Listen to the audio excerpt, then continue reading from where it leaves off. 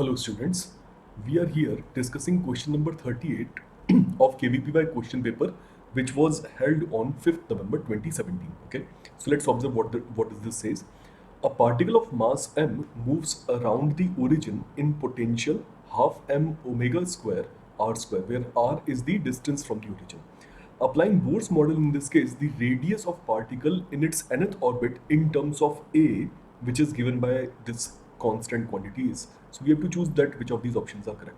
Now, one thing which is very important for us to note here is that they have not provided us the information about what this w or omega represents, right? So we are going to assume the usual representation that it is nothing but the angular speed. Okay, so basically यहाँ पर इन लोगों ने KVPY के question paper के अंदर ये जब describe नहीं किया है कि ओमेगा क्या है, तो फिर हम उसे यूजुअल सिंबल के साथ में एंगुलर स्पीड जैसा ट्रीट करेंगे. सो बेसिकली हमारे पास पोटेंशियल का फंक्शन या पोटेंशियल एनर्जी का फंक्शन है half m omega square times r square, right. आप यूनिट्स अगर इस फंक्शन की कैलकुलेट करते हैं तो आपको एनर्जी की यूनिट मिलेगी. नाउ हम यहाँ पर कंजर्वेटिव फोर्स की वैल्यू निकाल सकते हैं by differentiating u with respect to r. And अगर आप इस डिफरेंशिएशन को एग्जीक्यूट करते हैं तो देन आपके पास में ये वाली टर्म बचेगी, राइट.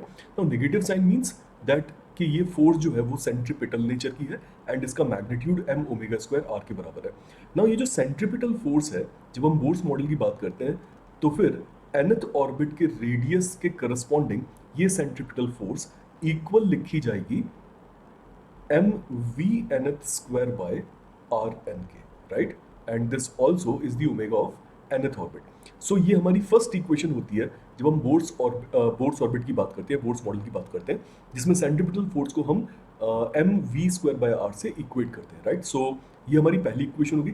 इस केस में अगर आप इसे और सिंप्लीफाई करते हैं तो आपके पास आ जाएगा omega n square r n square equals m gets cancelled out and hence vn square. So यहाँ से आपके पास आ जाएगा omega n rn if you take root both side equals vn, right.